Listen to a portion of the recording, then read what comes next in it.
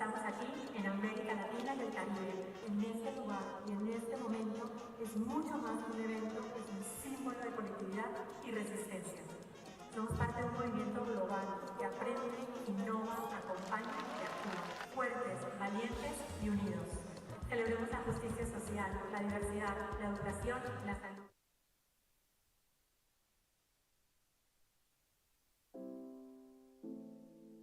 Mother, daughter, sister, healer, leader, dreamer.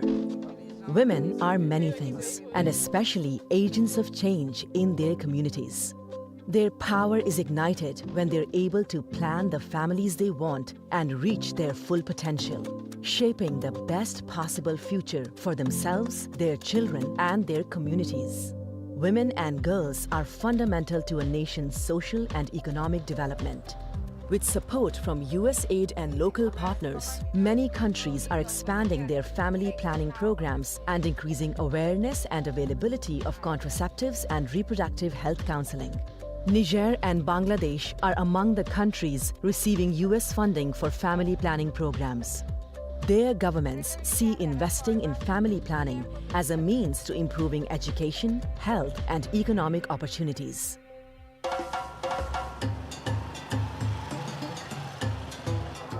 In Niger, it is a taboo to talk about reproductive health and rights. It is sometimes very tricky to have access to reproductive health and rights services when it comes to young people because they are stigmatized, and as a young person, I know this is something they need. So I'm trying to explain family planning in Niger in different ways, making sure I give the right information and also trying to demystify the myths, the rumors people have on contraceptives. I also engage decision makers to make sure that they understand our needs and to advocate. Parce qu'il faut le dire, la jeunesse est le pilier et le levier sur lequel il faut forcément agir si on veut développer un pays. We need this intergenerational conversation to solve the issues we have in Niger. Having a young population means you have the majority of your population that can be productive and contribute in creating wealth. And with the right opportunities, young people can really impact the development of our country.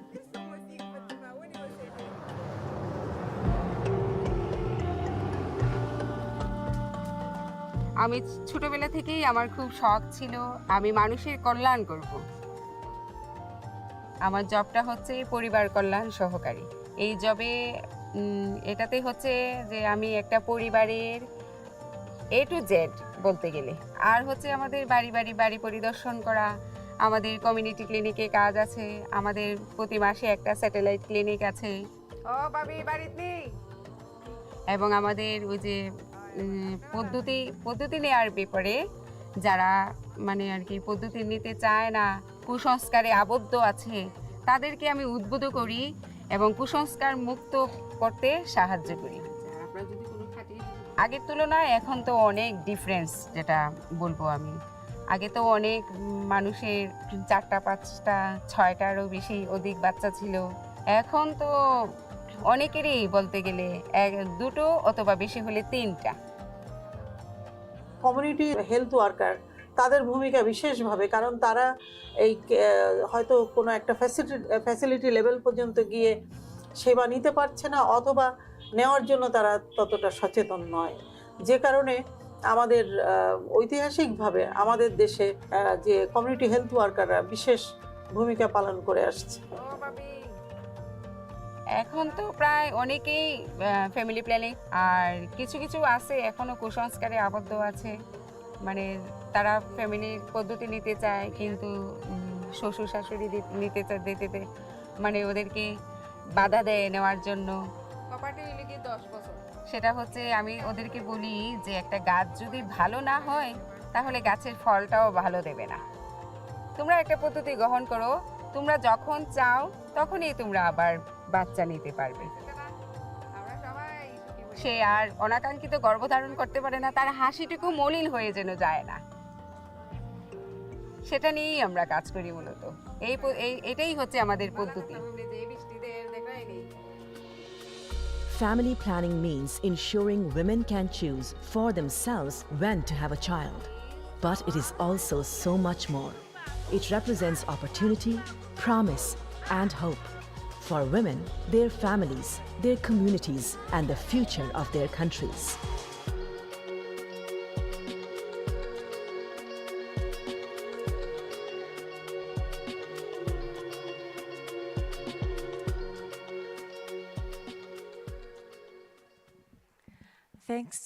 Thanks everyone for being here. Good afternoon and welcome. I'm Tracy Baird. I'm President and CEO of Engender Health. And next to me here is Pop Guy, founder and president of the Baobab Institute for Health and Development. I'll introduce our other panelists in just a moment. This session is also being live streamed, and we welcome all of our colleagues and friends who are watching and listening in. We are so sorry we can't see you and be with you, but thank you for being with us. We're here to kick off this session, Pop and I, and then we are going to introduce the first of 3 panels. We want to bring you a vibrant and wide-ranging set of reflections and viewpoints today. So we hope that'll keep you energized and engaged this afternoon. This session is really designed to reflect on and appreciate USAID's 60-plus years of contributions to the family planning space and the broader sexual and reproductive health and rights field. We all know and acknowledge that USAID was not perfect. No institution is. And we also know that its dismantling over this past year did a massive amount of damage to health systems, supply chains, clinical services, community programs, livelihoods, and more. But we also know, as a certainty, that this ICFP community continues to contribute massive amount of good in the world with many of the resources, strategies, lessons, evidence, thinking, guidance, ambitions that were part of USAID and part of USAID's legacy. And that is what we are here to acknowledge and appreciate today. So thank you for joining us as we do this reflection and talk about how we move into the future with what we know and what we've gained from USAID. One of the first sexual and reproductive health and rights projects that I ever worked on in my career, it was 30 years ago, was managing an operations research project that was designed to demonstrate that midwives would be appropriate and effective providers of manual vacuum aspiration for post-abortion care. Now, if this sounds quaint, realize this was 30 years ago. Obviously, midwives are exceptional providers of MVA for post-abortion care, but it hadn't been documented at that point. And we did that project under the USAID-funded Mother Care Project. JSI was the prime. And it was an opportunity for me to start seeing how USAID was helping generate evidence to push practices into new directions, to make services more accessible, to expand the cadres who could deliver the kind of health care that people need in the world. Since I joined Engender Health 7 years ago, Engender Health has been an implementing partner, was an implementing partner with USAID for 50-plus years. So I had the privilege of working with teams on USAID projects, working on safe surgery, on contraceptive access, gender-based violence, maternal and newborn health, HIV, and more. And these integrated projects, in some way, they just recognized that the training, services, and care can be comprehensive. That was, to me, a core lesson of USAID, that even if a project was going at something from a direction to demonstrate a point or add value or take something to scale, we were constantly integrating across sexual and reproductive health, across global health, across health areas and work streams. So I learned so much and have been so inspired by these projects from 30 years ago and today. And we continue to take those lessons into our other work. USAID has also given me some deep connections and friendships in this sector. And I think one of the things USAID will remain known for is its people. People who worked for USAID, people who worked with USAID, all of its implementing partners, government collaborators, and others. And one of the people that I met almost 30 years ago in my first forays into reproductive health work and working with USAID was Pop Guy. It was thanks to another USAID project that IntraHealth was implementing that we met.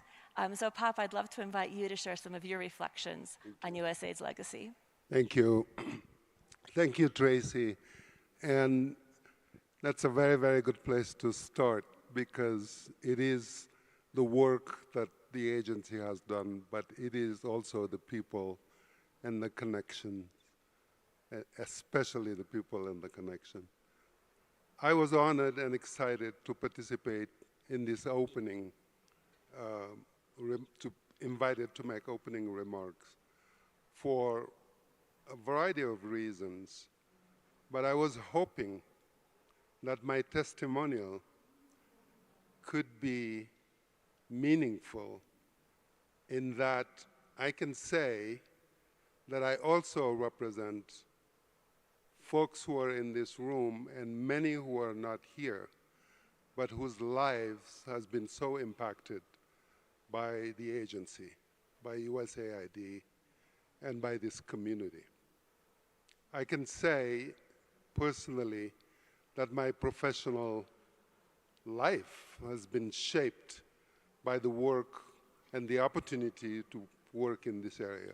When I graduated from UCLA and was contemplating what to do, and I got a call from the University of North Carolina, who was running a program, who told me that they were looking for somebody to start their operations in West Africa. Not only was it just perfect because I was having an opportunity to go back to Africa, but I did not know it was going to open a whole field that I knew so little about. And I think I'm known in the field as a champion in global health, in reproductive health, and all that. It was facilitated by that. And Tracy just shared this example of how we met through the work of USAID when we were covering Ghana. We were doing a work together in Ghana. All that to say that I am so glad we put some time during this conference to take a moment to have conversations, to reflect. It's not so much about the agency, but it's about the work of the agency, the people of the agency, the work and the impact this agency has had on so many lives around the globe. I am a big champion of global solidarity. I dedicated my entire life trying to understand people, to connect with people, because I think once people are connected the right way, that's where changes start to happen, and that's where progress starts to make, because that whole saying of making the world a better place, then we start feeling it. We start giving meaning to what we do. And I think that's the type of thing the work of USAID has meant to us. I think beyond the politics, beyond the errors, beyond the choices, I would do it different and so forth, if we just hang on to this, if we hang on to the power of connection, to the power of people, I think we will be so much ahead. So I just wanted to share my excitement and my deep appreciation for having given the opportunity to embrace this field and to join colleagues like you. I like to say that we all could have chosen work that is much, much easier to do than the work that we have chosen to do. But it takes special people to do this work. So I want to take this opportunity also to thank you. You are here because you care. You are here because you care about the work USAID has catalyzed for us. And I look forward to more conversation, and I look forward to leveraging this wonderful gift we were given by this agency, which was so unjustly dismantled. But that's not going to stop us, because the challenges are there, the challenges remain. But I am convinced that if we continue this movement, we will be able to face it, and we will be able to surmount all the obstacles and do make this life a better place. I thank you. Thanks, Pop. We'll excuse Pop for a few minutes. You'll see him again.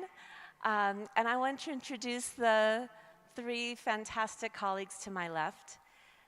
This was meant to be a panel of 4, so I'm also going to refer to our 4th panelist, who's, despite having multiple visas and transit visas, was still turned around and wasn't able to be here. But first, let me introduce Ann Fitzer. Ann is a global health leader who served almost 30 years at JPIGO implementing USAID projects, most recently as Director of Family Planning and Reproductive Health for Momentum. Her broad and deep sexual and reproductive health experience is now benefiting the Advocacy and Accountability Collaborative, expanding impact in global health in Africa and India. Next to Ann, we have Nora Quesada. Nora is a supply chain expert for public and private sectors whose professional career spans the design and implementation of commodity security strategies, family planning and reproductive health programs, and financial and technical sustainability plans for USAID-assisted countries. And next to Nora is Dr. Sheila Nyawiya Macharia, who's the Managing Director for FP 2030's East and Southern Africa Regional Hub, which is advancing family planning across 22 countries in the region. Sheila was at USAID Kenya and East Africa, where she was the Family Health Director until 2020, leading the program covering family planning, reproductive health, maternal-child health, and all. And I'm sorry that Manisha Thapa can't be here. She's the program lead for Unity for Change, a youth-led organization working for sexual and reproductive health in Nepal. And we knew a couple days ago she wasn't going to be here, and we had a moment of thinking about whether we bring someone else in. But I was reminded, and it came up again yesterday in a panel where our colleague Goodness said, youth shouldn't be a quota. Having young leaders is not a quota. We're not the same. We're not plug and play. And so to say that, one young leader is not on this panel, we'll just bring in someone else. But it was Manisha who should be here. So rather than try to recruit at the last moment for another panelist, I have a message from Manisha, which I'll be sharing in a few minutes. But first, I'm excited to hear from these fantastic colleagues whose careers have been not just shaped by USAID, but who have shaped USAID through their careers.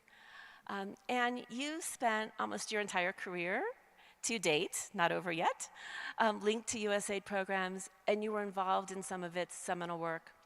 So let's get right to the point.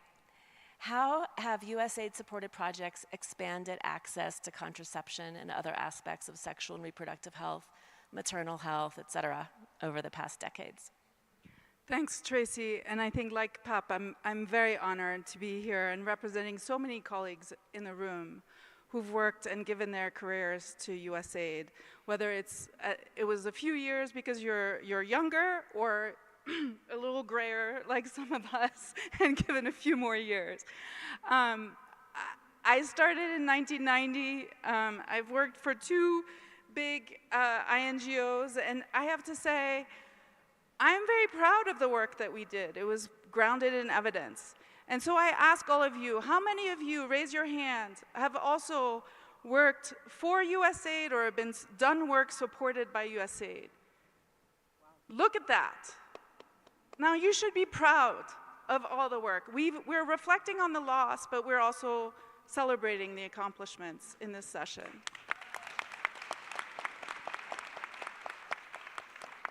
And what, for me, really resonates with everything that I've ever done with USAID is that it was grounded in evidence. And some new evidence came out in June of this year in the Lancet study by Cavalcanti, right, that looked at the impact of USAID across 133 countries. And disaggregated by level of USAID support. And that study estimated that USAID contributed to reducing 91 million deaths, and a third of those were among children under 5. Now you have to know that access to contraception, the task sharing that we saw in the video that was shared, the upskilling of clinical health workers, everything that USAID has done in the family planning sector contributed to these maternal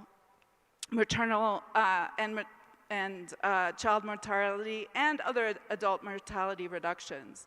And one of the areas that I've spent the last 10, 12 years working on has been that integration of maternal and newborn health. And I look around in this conference, and it's a very common topic.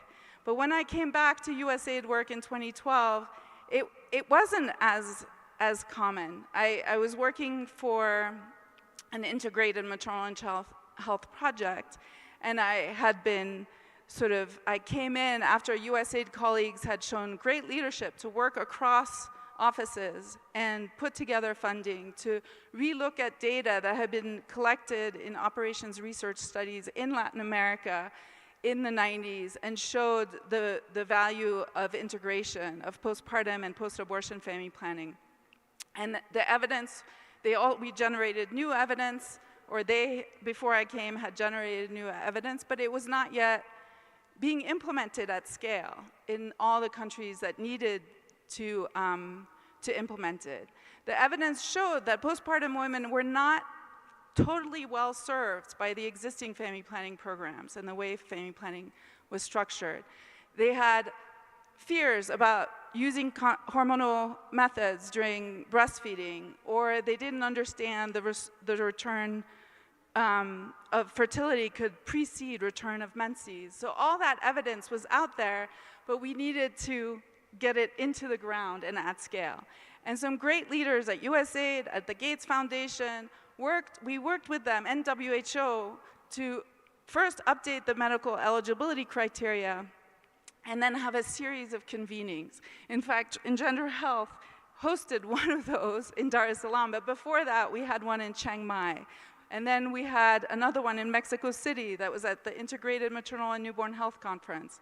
And we really worked to bring together ministries of health, professional societies of OBGYNs and midwives, civil society, implementing partners to come together and say, how do we take this to scale? One of my colleagues who will be on this stage later talked about the rolling thunder to not just meet, but also keep following up on the actions that people had identified. So to me, that is an example of how USAID could bring together multiple projects and multiple other donors and be a catalyst for change and for scale. Today, postpartum and post-abortion family planning are way ahead of where they were then. HIPs have been written, indicators have been integrated into health information systems, and ultimately it's been this working in harmony with government, with local organization, with each other, that has made a tremendous difference, I believe. Thanks, Anne. Thank you. And that's a huge remit, right, already that your review that USAID has done. But Nora, when we spoke last week and thinking about this panel, you referred to the mantra that many of us know so well, no product, no program. So all of these things Anne's talking about, postpartum and post-abortion family planning, okay, what about the product? Tell us a little bit about some of your supply chain work and how USAID has helped build that system. Thank you, Tracy. I had the privilege of working not only in Latin America, but in different geographies. And when you think about the USAID legacy and think about the health system strengthening, if we understand health system strengthening as the process of improving the ability of a country's healthcare system to provide quality health services and respond to health challenges. Basically, components like leadership and governance, health workforce, health financing, service delivery, medicines and technology, and health information systems. That takes me back to the late 1980s, when countries didn't think about the importance of supply chain management. They were receiving donations because at the time, most of the countries relied on international assistance, and USAID was the main donor. Thanks to the population programs from USAID, countries and women had the opportunity to access to family planning products at the time. But they didn't know how to deliver the products to the last mile. And then we started through the different projects. I had the opportunity to start in the first FPLM project, dedicated to family planning logistics management project, and to start working with governments and NGOs throughout the different geographies to make them understand that it was important to have a health information system. It was important to have a health logistics management information system, protocols and so on, and also a cadre of people who could manage the information system, who could manage the supply chains so that the products could be delivered to the women. And that's, and USAID, I would say that my whole professional life was shaped by USAID. Everything I am, I owe it to USAID and to my family and the people that I had the opportunity to meet through the different projects that I participated in, through the different people that I had the opportunity to work with and to build these supply chain systems throughout the globe. So I wouldn't think of strong supply chain management systems now in many countries without thinking about the importance of USAID projects that shaped the different supply chain systems across the globe. Thank you. Thank you so much, Nora. So programs, products, and then Sheila, you were with USAID at the country level, and we are going to hear from a panel about sort of country impact of USAID projects. But you have a lot to share specifically about how USAID engaged with governments. So tell us a little bit about that. That was one of the main, ways of working that USAID did for so many decades. Share a little bit about your experience. Sure, thank you very much, Tracy. First, hello, everyone. Hello, my friends from USAID. It is such a pleasure to be here. For anyone who knows me, you know I loved working for the agency. I just loved USAID. There was no question. And I'd like to honor my colleagues from USAID Kenya and East Africa through the years. Allow me to make a particular mention of Scott Radloff, who mentored me and gave me a love for public health, and my first health officer, the late Janet Paz Castillo. At USAID, I learned a lot because I was director of a large program, family planning, maternal, newborn, child, and adolescent health, water, sanitation, hygiene, and nutrition. And that meant you also worked with the PEPFAR program, you worked with the PMI program, you worked across a whole of government approach. I worked with the offices that dealt with water, the Agriculture Office, Democracy and Governance, because we did lobbying with parliamentarians and politicians across. And then we also worked across the region and then globally. USAID was very careful to align with national strategies. So a lot of the work we did as USAID and our partners was to understand the government's strategies, national and regional, and then align our strategy and our plans alongside government. The systems we support have been mentioned. The joy was to go to communities and see transformation. We would work with women who would set up vegetable gardens, and in that group, not only would they learn the best nutrition to give their children, but they'd also have access to information about family planning and antenatal care, labor and delivery, and postpartum care, and economic empowerment. We went to pastoral communities where our partners got innovative strategies to support health services by following the pastoralists as they migrated, set up camp, and offer immunization, family planning, antenatal care. We worked with the veterinarians to have integrated outreaches. So they'd be injecting the camels and taking care of the goats, and we'd be giving health care, and there would be registration of babies and IDs given. We improved the quality of contraceptive counseling and family planning services. We procured contraceptives and had them distributed through the national warehouses. We bought equipment for newborn care, like newborn resuscitators, delivery kits. We bought supplies, ancillary supplies for contraception. And as I said, we lobbied with parliamentarians to get budget lines for family planning. We represented on the global stage the progress that was in our countries and had the joy of being in Indonesia when, for instance, Kenya received an award for having made such strides. It was wonderful working with government, aligning with their program. And as I said, working the PEPFAR program, oh my goodness. Wasn't that something else? Goodness, data, data, data, site improvement, every minute of the day. And PMI, the long-lasting ITNs, and getting the medicines out. So it allowed us to work across government with traditional leaders, faith leaders, private sector, and with other donors. We co-financed social marketing with FCDO, the British government, and many others like the Grand Challenges, etc. A lifetime of influence. And I was an FP 2020 focal point. And I loved FP 2020. So when FP 2030 came, aloha, here I am. Thank you, Sheila. In just a moment, I'm going to invite each of you in less than a minute to pull out your crystal ball and let us know what you see in the future. But first, I want to share a message from Manisha Thapa, who slight pattern didn't facilitate her getting here this week. And maybe she's online. She's in Nepal and the timing isn't great. But Manisha Thapa is a young public health professional from Nepal and an ICFP Youth Trailblazer Award winner. She began her public health career working on a USAID-funded project, advocating with provincial governments in Nepal to address youth contraceptive discontinuation in provincial health policies, a staggering yet largely unaddressed issue.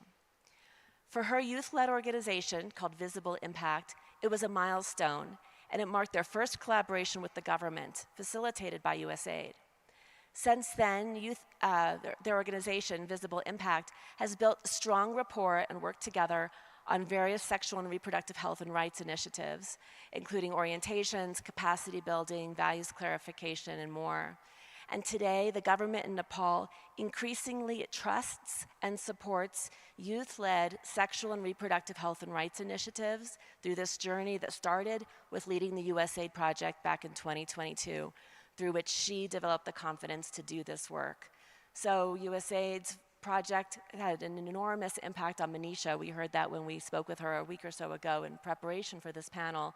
And their project, and that with the confidence that they're taking forward, is having an influence on their relationship with the government of Nepal, and youth sexual reproductive health and rights leaders are now having much more influence with and for the provincial governments. It's a powerful testimony to the impact of USAID on a critical person in the next generation of our work on reproductive health and rights. So thank you, Manisha, we miss you. Okay, so the future, a minute or less, your plans or your vision, what you're seeing in your crystal ball. USAID has ended as an institution, but we know this work continues, right? During our prep call a couple weeks ago, Nora, you said this is unstoppable. Okay, you start. What's unstoppable? What are we taking forward? Yeah, we're unstoppable. The ball is rolling and we cannot stop it. We shouldn't stop it.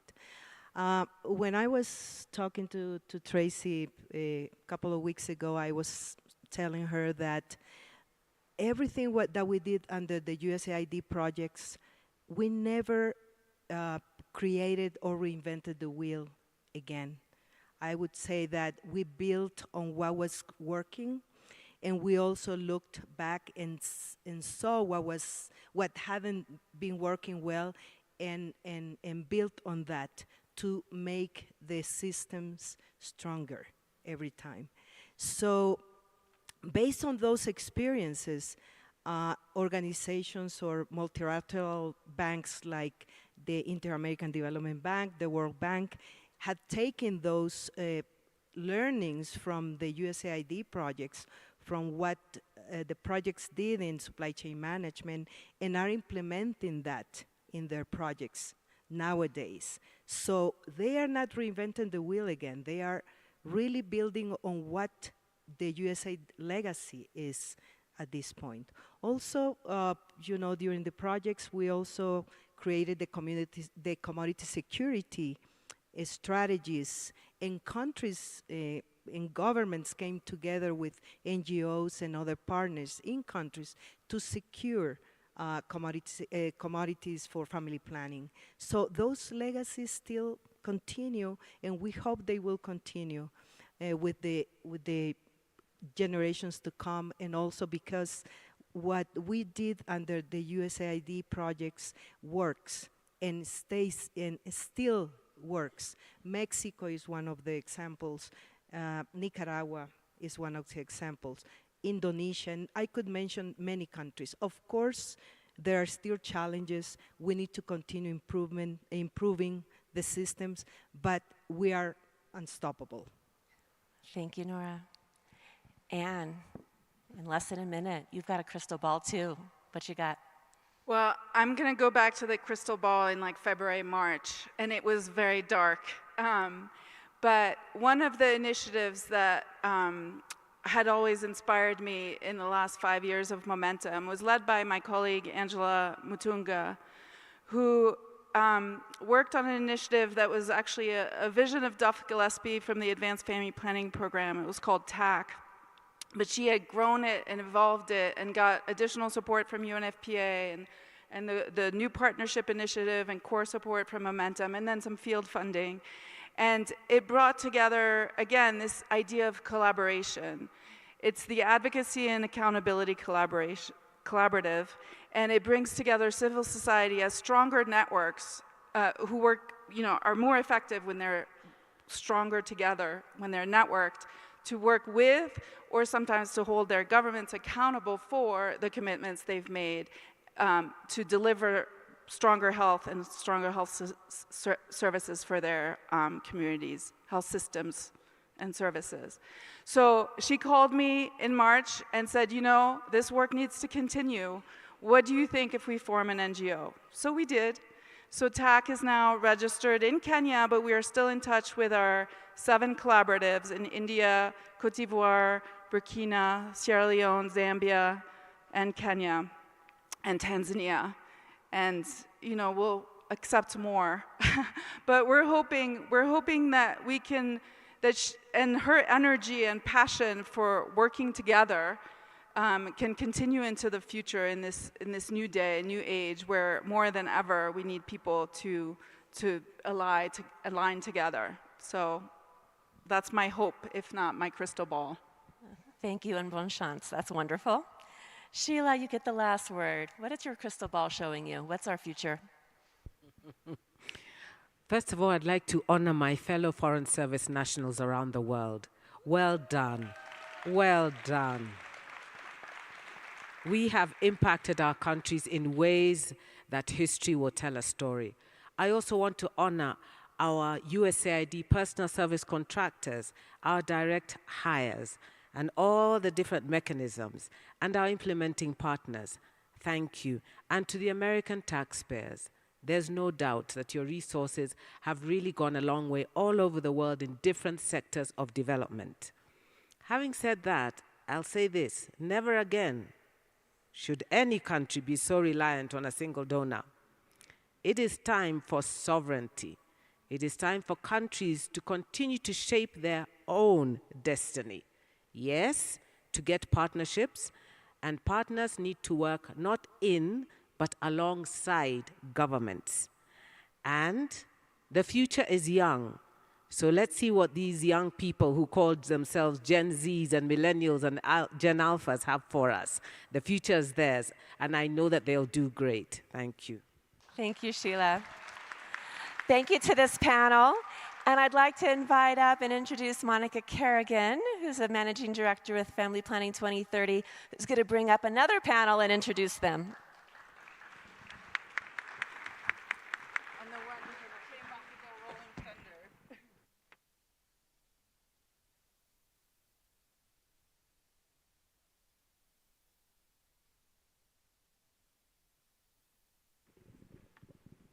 Thank you all so very much for being here. I want to call up our panel. We are going to be talking about country impact, and really we have a wonderful group of people. Marie Ba from the OPCU, Executive Director, come on up. Mohammed Abu Nar, the COO of Pathfinder, please come up. Natasha Keoma, she's the Executive Director, the CEO of Copper Rose Zambia, and Mukesh Sharma, the CEO of PSI India. Thank you for being here. I just want to say a few words. My name is Monica Kerrigan, and I served at USAID for 10 years. 6 years in the Office of Population and Reproductive Health, 4 years at USAID Indonesia. Today, I am touched and moved. It's been a tough, tough year for all of you. And this is a celebration of the legacy, and so we'll be talking about the impact that each of you and our partners have made around the world. So I'm going to start with Marie Ba, because it's exciting to think about the regional partnership. She works so closely with USAID setting up the Ouagadougou Partnership and the 9 countries. So in this regional partnership, Marie Ba, what is USAID's legacy and key accomplishments? Thank you. Thank you. Thank you so much. And it's a real pleasure to join this conversation on the impact that USAID has had on sexual reproductive health, particularly in our region. When we talk about the history and the progress of family planning in our region, it's impossible to not mention USAID. The OP actually is a legacy and a testament of the work that USAID did. USAID was at the origin of the creation of the Ouagadougou Partnership at FP 2020. And actually, in our core set of focal points, we were lucky enough to have, and I think that was one of the most efficient ways to support the Ouagadougou Partnership, is that we had support at the international level, the global level, with the Office of Population in Washington, D.C., but also the regional office in Accra, and then support from each of the 9 countries as well. And that has been instrumental in some of the success that the OPCU and the OP were able to build. One thing that always stood out, and that was mentioned in the previous panel, was how complementary the work that USAID was doing with the local policies, local governance, but also with other donors. I have several examples of donors' caravans where we went in country with multiple donors, and USAID was really the backbone, showing us the way, what was being done, how to improve it, and just fostering collaboration with other donors. So there's several examples where after visiting a country, there were joint programs or other donors just shifting their investments based on what we saw on the ground, and USAID was able to showcase. Beyond funding, I know we talk a lot about figures, numbers, money, but beyond funding, I think especially for us at the Ouagadougou Partnership, it's the influence and the advocacy. Pairing up USAID and the State Department every time we went into a country, you have no idea how much more access we had because of USAID and the State Department that sometimes even local decision makers didn't have with the higher ups and the authorities. So that was extremely helpful during the caravans, during the annual meetings, when we were meeting with local authorities, to have USAID with us, to have the US ambassador with us also. And I think USAID also gave a lot of power and a lot of grounds to the State Department. And I don't think we can overlook either the role of USAID in evidence building and data. The DHS, all of these tools that our countries are now missing, but we're using to base some of the decisions that we're making around family planning. And we already have enough issues around data collection and data quality that I think that the gap is widening. And so we're looking for solutions about that. But that was a great and wonderful contribution that USAID made into this region. Thank you so much, Marie. And wow, what a difference, you know? When we think about that, the partnership, and it continues on today because of USAID, and I want to give a big shout out for the people who have worked so hard in those 9 countries in the Sahel and at the Global Bureau. It really made a difference, the support that was made. And Scott Radloff, another shout out to you because you were one of the ones who really kicked off the Ouagadougou partnership with the government of France. So now I'm going to turn, we just heard from the Sahel. Now we're going to turn to somebody who's worked on several different USAID projects, and that's Mohamed Abou Nar. He served as the chief of party in Egypt with USAID over 2 decades. And we're curious to hear what were the major achievements and what systems continue today thanks to USAID investments. Thank you very much, Monica, and hello everyone. This is a very emotional panel. And before I start, I really would like to thank each and everyone who worked either in USAID or in any activity related to USAID or funded by USAID. They worked tirelessly across the globe in the very hard-to-reach countries and areas, leading amazing work, I can say, and strived hard to leave us with a better world. So thank you to each and every one of you. This is my first thing. I started by managing USAID project since 1997. I was 5 years old, guys. I'm not that old. I worked in economic growth, trade facilitation, education, quality assurance, and for the last 22 years, I've been working with Pathfinder on global health, family planning, reproductive health projects and programs. I managed many mega projects, starting from Population 1, 2, 3, 4, Tahsin Catalyst Program. And lately, we just closed, unfortunately, 2 flagship mega projects. One of them was an integrated family planning reproductive health project called OSRA.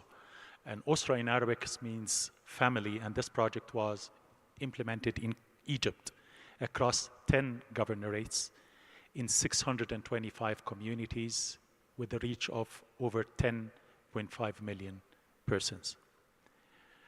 Again, we can never deny the lasting impact of our projects and USAID programs in Egypt. Very quickly, like a cut of 80% of maternal mortality. More than 70% decline into child mortality. This is big. And when you look at one project that unfortunately we had to lay over 150 persons in the middle of a project being jobless after working in the very hard to reach areas in the communities. But this project was a brilliant project because USAID worked with the governments to identify, to ideate, co-create, and understanding the local context, what the people in the communities need. And here came the design. And here we're implementing an integrated approach. We are a community-centered organization. We listen to what the communities want, and that's what USAID was always doing. We implemented an integrated approach because the communities wanted integrated approaches. So we integrated family planning with reproductive health, with private sector engagement, working with the government, building local capacities, which is very important. Again, this is a legacy that USAID is leaving, like local entities, local civil society organizations that are capable to continue after the funding is over. Sustainability for us was like a transfer of know-how process. Again, positive youth development, community mobilization, transformational leadership, with all my respect, even the WHO in their health system strengthening building blocks, we're looking at leadership from a stewardship perspective for countries, and they forgot the human factor. And this was the USAID integrated design in this project. Again, every time we go into any of the communities, they just remember USAID programs. They just use the tools we left, either at the Ministry of Health or the Ministry of Social Solidarity or Ministry of Youth and Sports, because we worked on transformation and we worked on social behavior change, which was so crucial. I'll stop here. Thank you very much. Thank you very much, Mohammed. Wow. We heard from Mohammed about that real impact, that sustainability, the systems building, and the technical expertise that USAID brought. Just amazing and profound. And that's thanks to each one of you.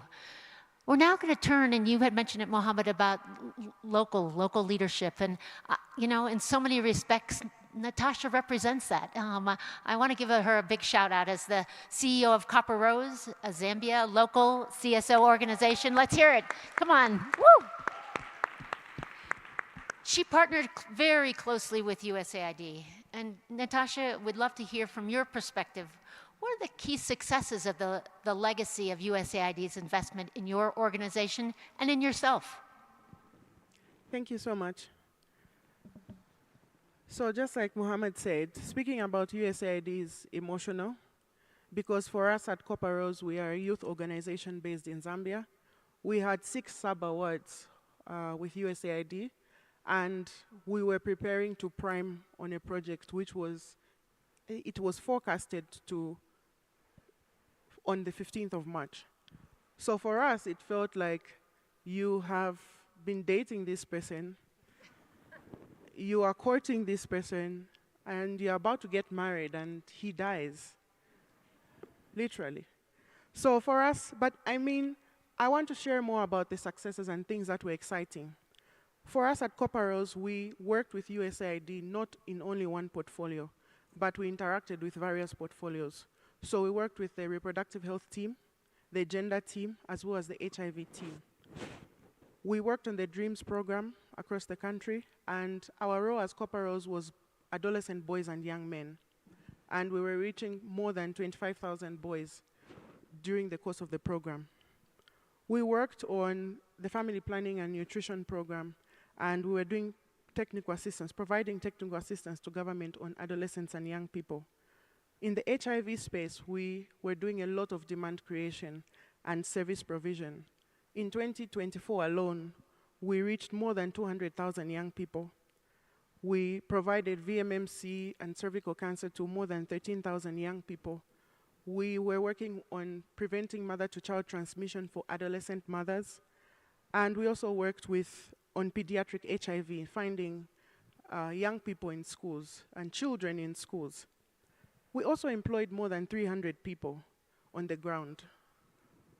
But one thing to remember is that USAID allowed us to integrate, because while most programs come with only one focus, and most organizations that are prime organizations will have one focus, us having that many sub-awards allowed us to integrate within ourselves. So the team that's on the DREAMS program with the boys would coordinate with those that are on the HIV prevention program, and the same boys would receive voluntary male circumcision. With USAID, we were also able to increase youth leadership and participation, which we continue to see in our communities, because we were working in around 400 communities and more than 50 health facilities. So we built youth capacity to lead, and we integrated youth in the neighborhood health committee structures. Overall, I would say that USAID allowed us as Copper Rose to scale from working and reaching 20 to 30,000 people annually in around 2019 to reaching more than 200,000 a year directly. And if we count our social media platforms and social media engagement, we were reaching around 800,000 indirectly every year. In the previous panel, there was a talk about systems. We had an opportunity to strengthen our internal systems. USAID partners took a bet on us Because often when we think of a youth organization, we are thinking of $10,000 grants, $20,000 grants. But with USAID, we're able to move and become a multi-million-dollar youth organization, which is something that you rarely see on the African continent. So our increased capacity and credibility allowed us to provide leadership even in other spaces outside the health system.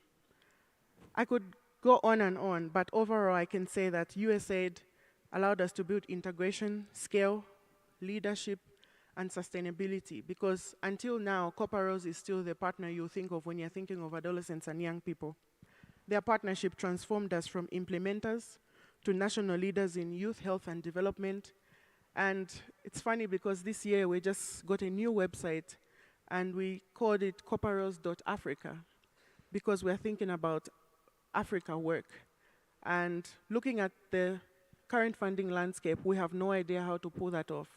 But we still have that as our website, and we can't wait to see what we'll be able to do. Thank you.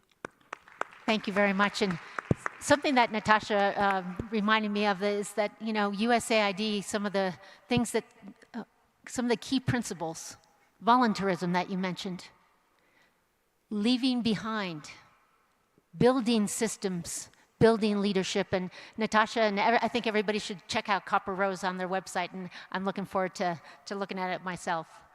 Now we're going to shift to something, and I think that's been so pioneering about USAID, and that's the private sector. Super excited, Mukesh, that you're here today. He's worked closely with USAID in India on many projects, but I'm having him focus today on the private sector. And USAID was one of the frontier funders and pace setters in this area, Mukesh. What were the key accomplishments that USAID advanced in India in the private sector? Thanks, Monica. And during this discussion, you know, I went back 23 years back to meet another Mukesh who started his career with USAID-supported integrated nutrition health project in India. So that was the beginning of my career, and forgive me if I become a little emotional, because the entire career was mostly with the USAID-supported projects and programs. And at many of the places, I also led some of the programs supported by USAID in the country. As Monica said about the private sector, so before that, I would like to request all of you to keep one small family in mind, one husband, wife, and small kid, maybe in a remote village, hard-to-reach area, or urban slum, or vulnerable slum population. I will come to that at the end of the narration. So my experience learning with USAID-supported projects and leading USAID projects is mostly towards, you know, learning, actions, impact, emotions, and so many other things, because with years and years, I used to work with them.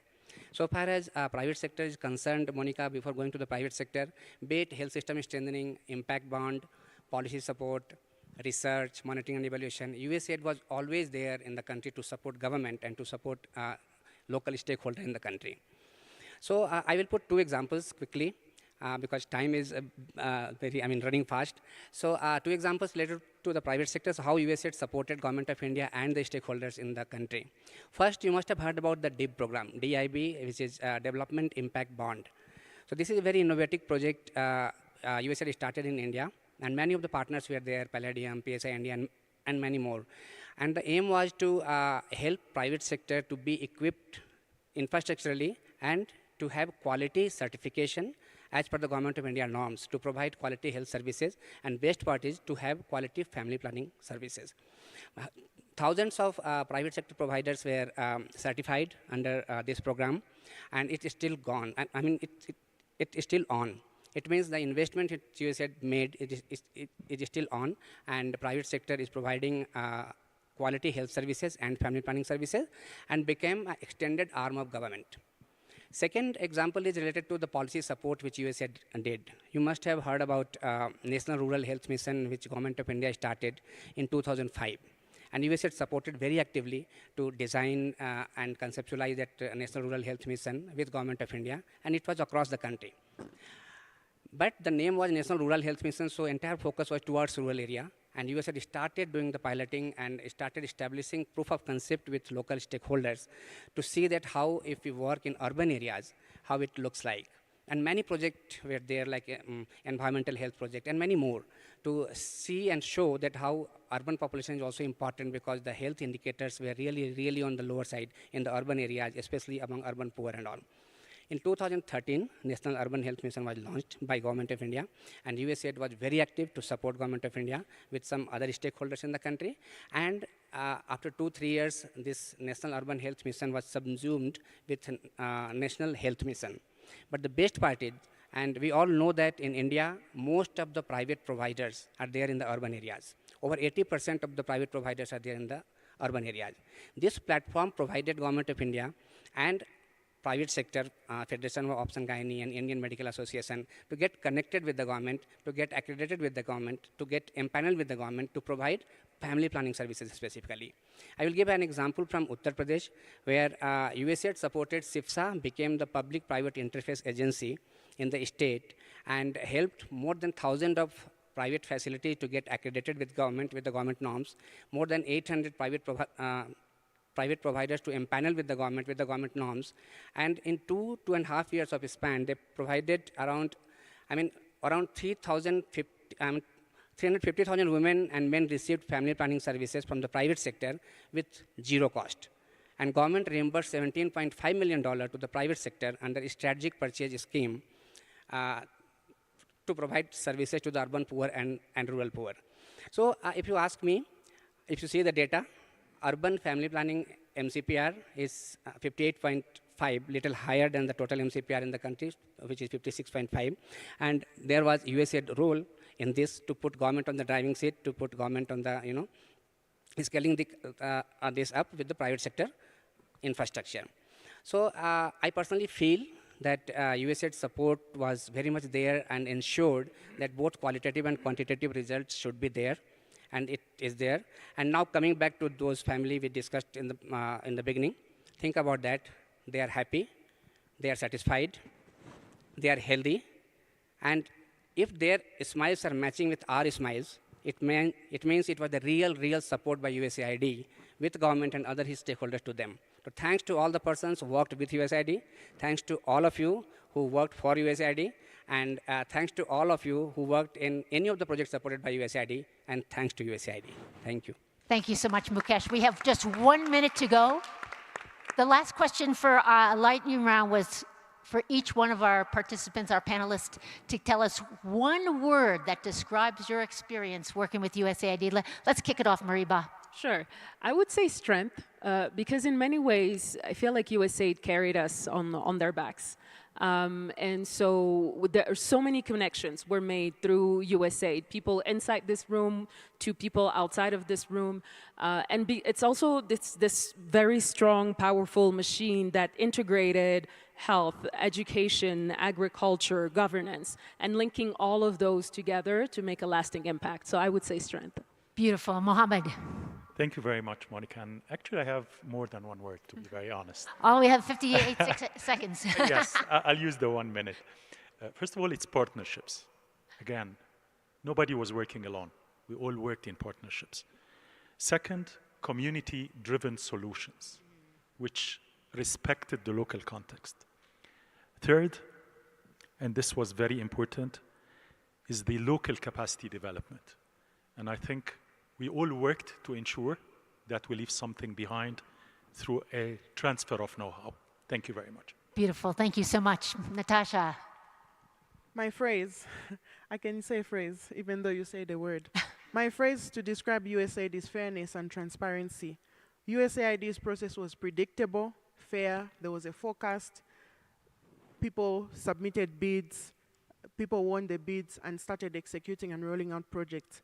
But now, with the partners that we have, we don't even know when the call is out. There is no call. It's about who knows who. And as local partners, it's really, in the global south, it's a very, very big jump for us. So I would say that USAID was fair and transparent. Thank you so much. Mukesh. Yeah, I mean, their long-term partnership with the local entities, they were fully aligned with the country government strategies, and they were very much focused on both qualitative and quantitative results. Thank you so much. I'm going to say one word for myself. USAID was my family. Even after I left USAID, you were my family. You connected me, you gave me passion, you gave me purpose, you gave me a whole career. And I was so grateful. Even before I started working with the agency, it was the people who were at the agency who were kind of helping support us all. And I just want to thank each and every one of you for your service, for all that you have done for us and the world. And now I'm passing it on to some of those great people. Shaimi, come on up here. Come on, Madeline. Let's go. Pop. And we are going to leave the stage. Yes, thank you. Thanks to our panelists, a big round of applause. Woo!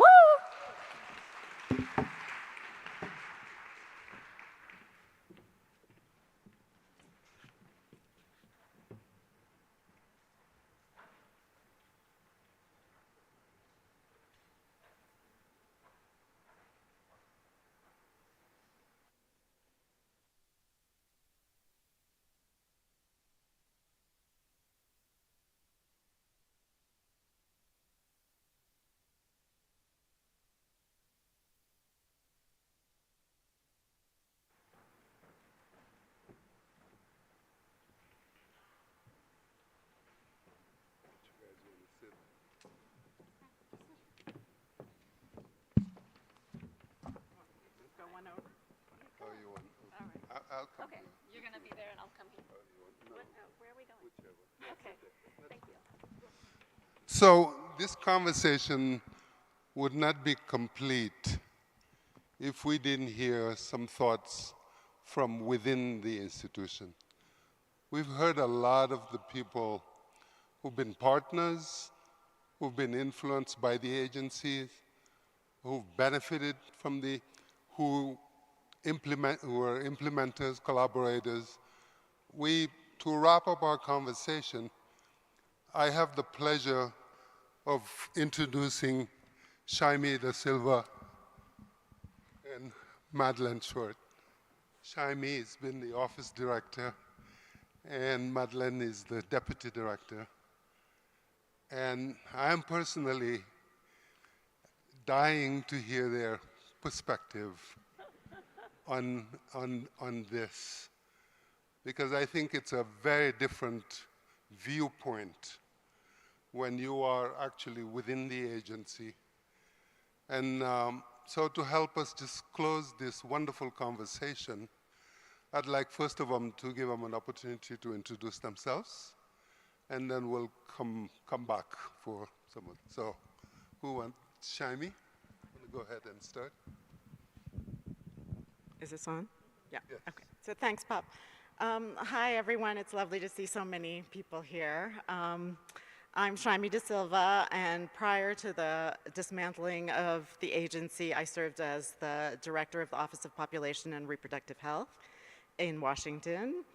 And Madeline served as a deputy director in that office. And I think before we dive into this part of the panel, I think we want to be clear that we are both here in our personal capacities. We no longer work for USAID or the US government. And so we're going to offer you our personal reflections on what we heard in the previous two panels. Madeline? Hi, I'm Madeline Short-Babick. Like Shaimi said, I, until July 1st, was working with USAID. I was proud to be Shaimi's deputy in the Office of Population and Reproductive Health, and I'm really grateful to have the opportunity to be here today. I'm grateful for the panelists for all of the beautiful things that they said, for the folks who participated in the survey that we sent out through different channels, and hundreds of people responded, and what they said was really beautiful and touching, and you'll see a few of their quotes as we're talking.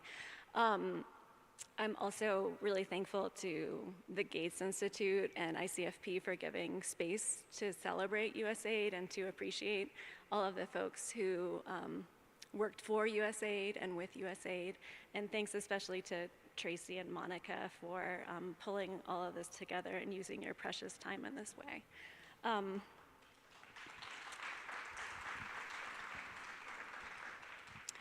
I think the other thing I'd say, just while I'm introducing myself, is that we are here, I think, we're here on behalf of our teammates, and when USAID was shuttered in January, February of earlier this year, there were 150 folks working around the world on family planning and reproductive health. And there's no way that we can speak on their behalf or pretend to, given their diversity and their excellence. But we can speak here as individuals and share our experiences with honor and hopefully represent our colleagues as best we can. Thank you. It's all fair and all understood.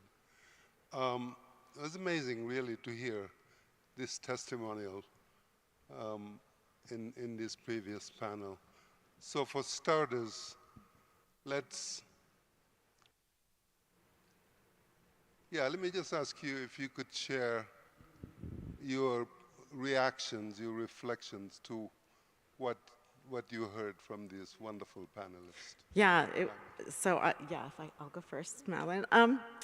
So there's a lot of, I think, duality to this whole experience, to listening to the panel, frankly, to being here at ICFP. It's both heartwarming and heartbreaking for me. I think listening to the thoughtful and generous comments of everyone who spoke in the previous panel, two panels, and just hearing the appreciation and the stories that were shared, so warms my heart, because I believed in the work that we did, and it's wonderful to hear other people sort of validate that belief.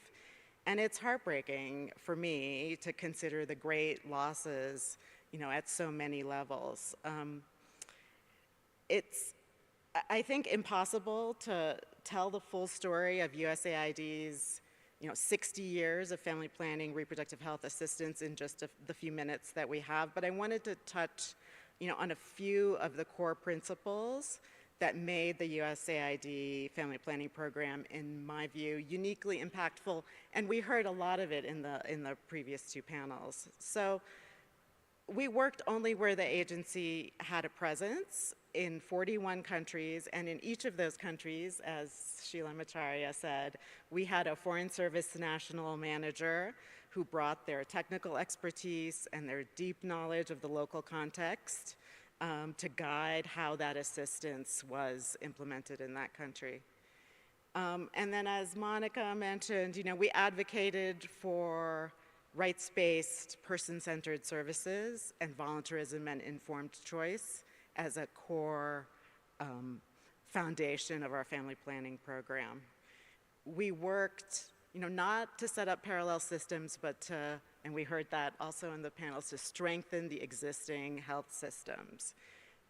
We supported global goods like the Demographic and Health Survey Program, high impact practices, which I think were also mentioned, the Family Planning Visibility and Analytics Network. These were all global resources that serve the whole community and will continue to serve the whole community.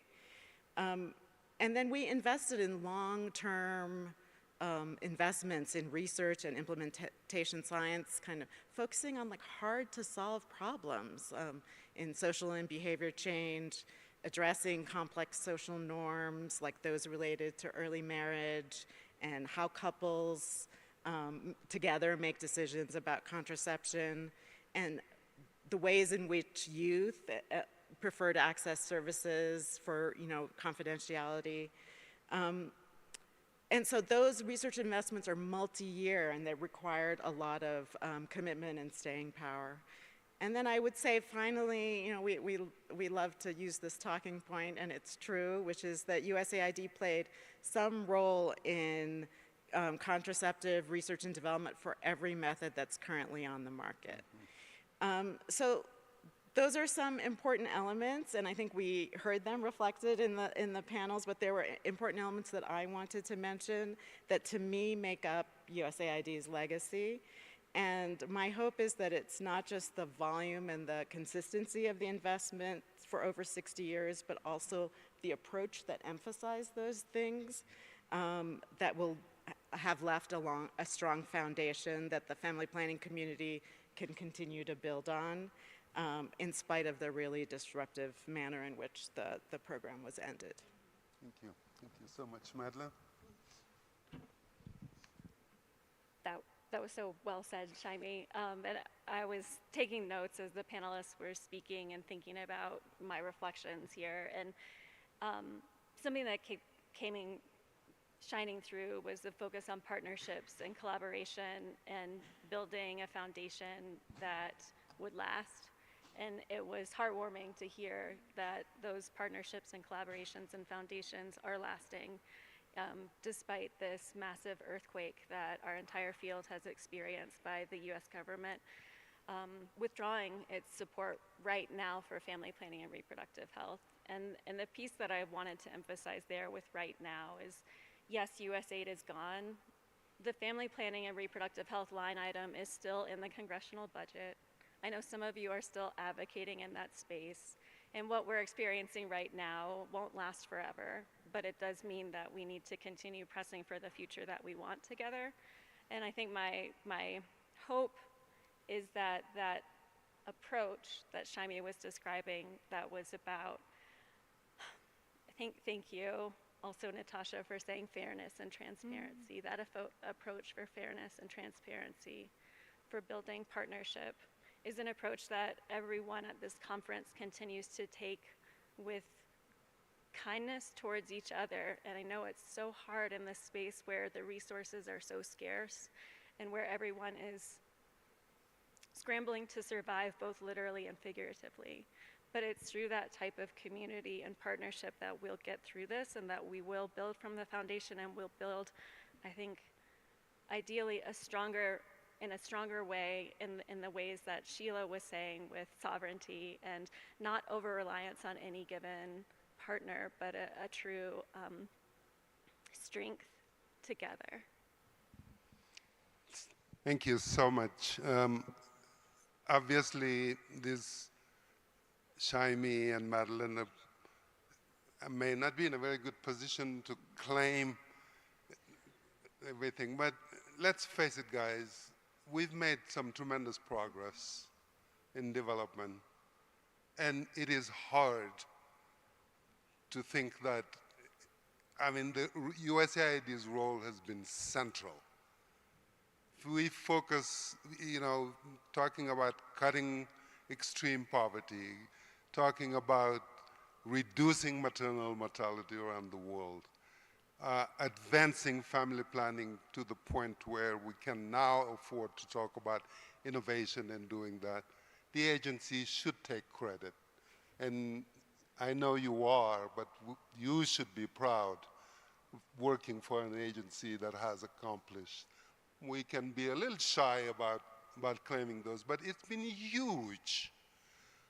But there's another part to it which I want to shift our discussion toward, is the people and the foundations around the people. Can we just take 4 more minutes to talk about that? Because as we look into the future, as we look at all the challenges that we have, that we've been facing, all the backlash, all the resistance, it's going to be unprecedented. We have never been at this stage where we're going to face so much resistance to the stuff that we're doing. And we have to deal with anti-science and all of these things. And we have to rely on our people. And one of the things that the agency did is build a strong foundation around its people.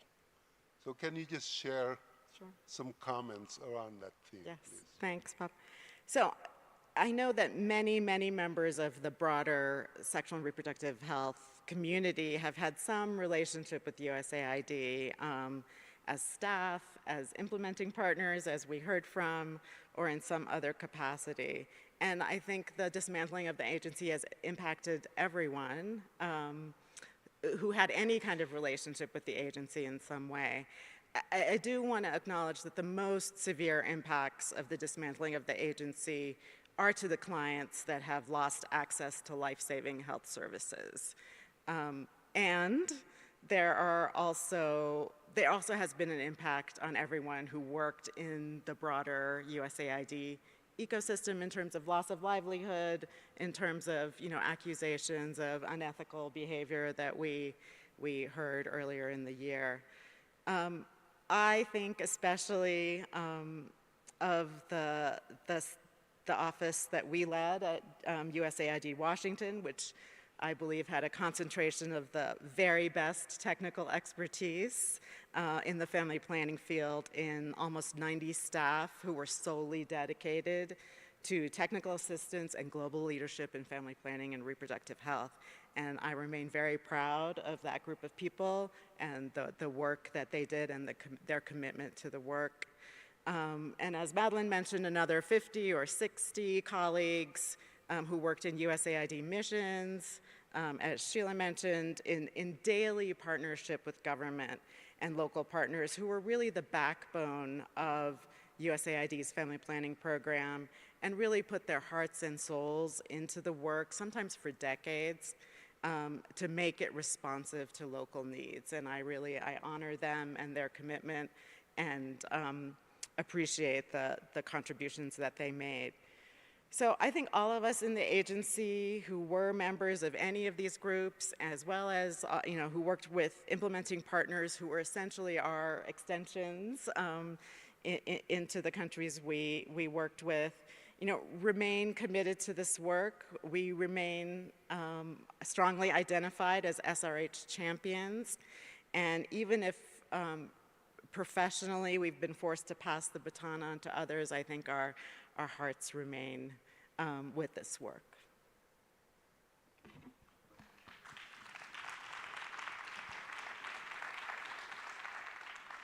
Yeah. So, yeah, I'm damn proud of the work that we did. Yes, yes, yes. And you know what? We're still here. The people are still here. All of us are still here. There's so many people that USAID touched are still here, and it's through the people, as POP started, it's through the people that the power for sexual, reproductive, and health and rights comes back to the women, to the families, and to the individuals all around the world. So I commend us for that, and I hope that all of you feel pride in that ongoing work and your contribution to it. And with that, I would like to take a moment, because we didn't get a chance to do this very much over the last 2025, which is for anyone who worked at USAID in January of 2025, would you please stand up and take applause?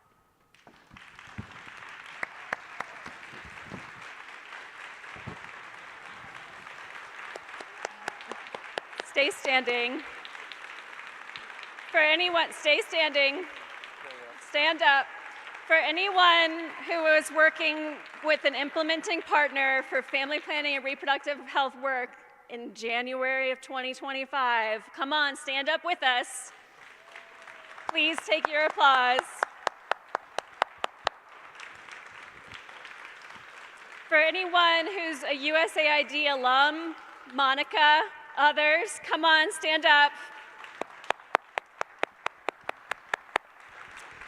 For anyone who was with an implementing partner in the past and was funded by USAID, please stand up. And now I want you just to look around and think about all the people who are joining online right now as well, and all the people who couldn't be here, and see how big our network is and how many people are still here and still fighting, and let's keep fighting together.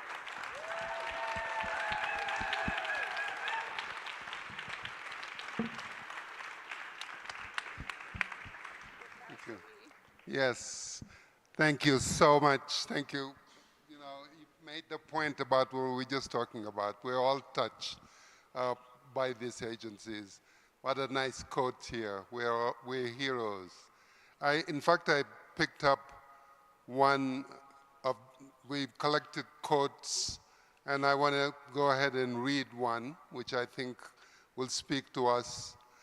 Somebody said, quote, "We chose to work on SRHR to help others. That needs remain and is greater than ever." If you're feeling defeated, when you are feeling defeated, connect with your community.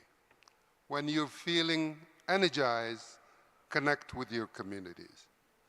Our skills, our commitment, our voice are all still needed, and we need to work together to ensure we have the strength to keep being heard. This was from somebody, I don't know if we can attribute it, but I think it is it's a spirit of where we are with this. And I wanted to just maybe conclude by sharing again some thoughts on the same theme. How can we build on the wonderful foundation that this institution helped us build? How can we leverage that at a moment where we need it the most? There's not going to be any innovation if we don't get inspiration from what we've accomplished, from the understanding of the sector we have developed, and from the years of experience we have put to use. There's not going to be innovation with AI if it's not the data that AIDs created and others created opportunity gave us. So we are that community.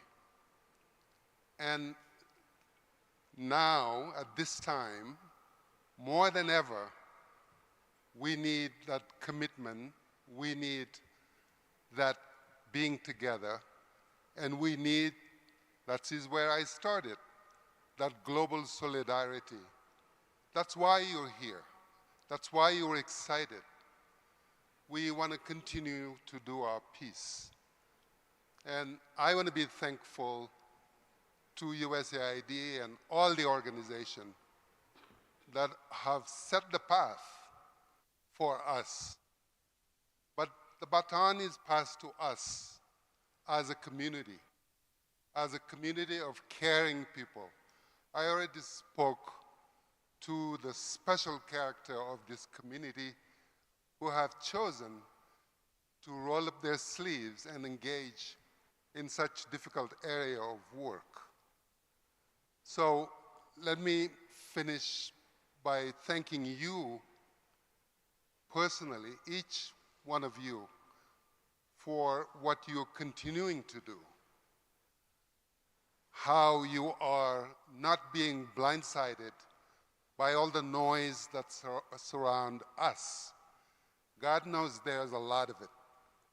It's political, it's whatever, but this is a time for us to refocus and be proud of what we've accomplished and be conscious of how huge the task ahead is, because women are still dying, unfortunately.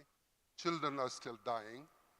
And development, as we know, it may change, but the need to come together collectively, maybe in different ways, but in determined way, remains.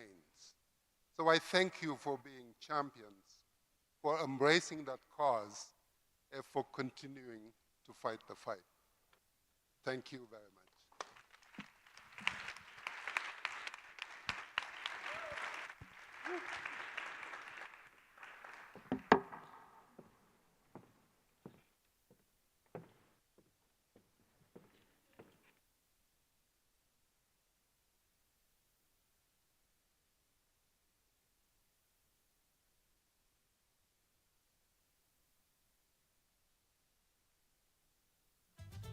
Hello everybody and welcome to Bogota, Colombia. This is your ICFP 2025. Last night we had an amazing opening ceremony with thousands of attendees, delegates, and of course delegations who were giving us opening remarks. It was an incredible night, electrifying, bringing the community of family planning back together again in person in Bogota, Colombia. Family planning is the work of human rights. It is the work of dignity. It is the work of respecting and supporting people's ability to have bodily autonomy. Bienvenidos a la International Conference on Family Planning, la Conferencia Internacional de Planificación Familiar 2025.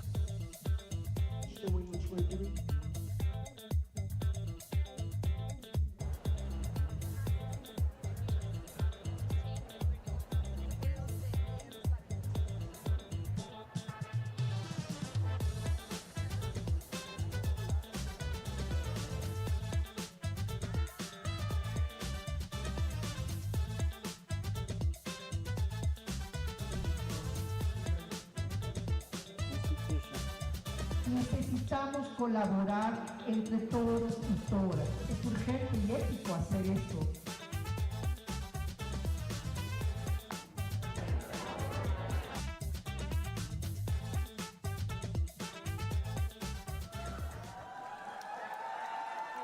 Estamos aquí en América Latina y el Caribe. En este lugar y en este momento es mucho más que un evento, es un símbolo de colectividad y resistencia. Somos parte de un movimiento global que aprende, innova, acompaña y actúa. Fuertes, valientes y unidos. Celebremos la justicia social, la diversidad, la educación, la salud. Celebremos que somos y seguiremos siendo cada vez más. Bienvenidos, bienvenidas a la 7ª Conferencia Internacional sobre Planificación Familiar 2025. En Colombia estamos muy felices de ser anfitriones de este evento que nunca había venido a este continente. Así que estamos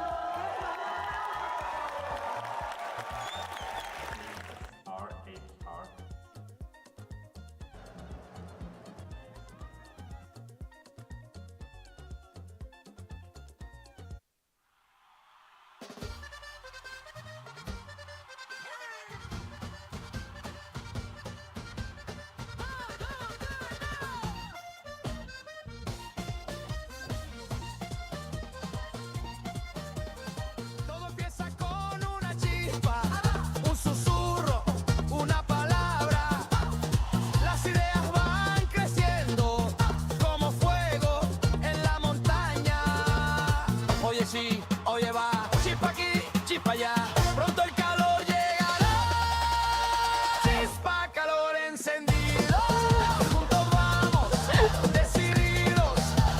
Chispa, calor encendido. Somos llamas, no hay olvido.